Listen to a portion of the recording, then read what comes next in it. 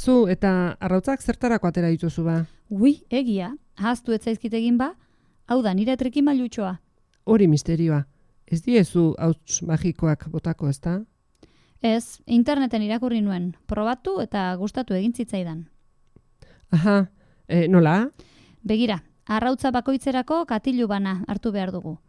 Barruan sukaldeko plastikoa, jakiak batzeko erabiltzen duguna, hori ipiniko dugu. Zabal ipini behar dugu, gero korapilo bat egin behar diegu eta. Plastikoa olioz igurtziko dugu. Zertarako? Arrautza ez eransteko. Orain, arrautza zabalduko dugu bertan. Firgitzera joango bagina bezala? Hori da, gainean piperra hauts eta gatz apur bat bota eta korapilo batez itxiko ditugu. Ura ipiniko dugu irakiten eta zopa maira ateratzeko moduan dugunean, minutu eta erdiz sartuko ditugu zorrotxoak uretan. Irakiten dagoela, Eta mairako prest. Ea ba? Zabaldu botila bat ardo, itxaroten dugun bitartean kopatxo bana edateko. Primeran?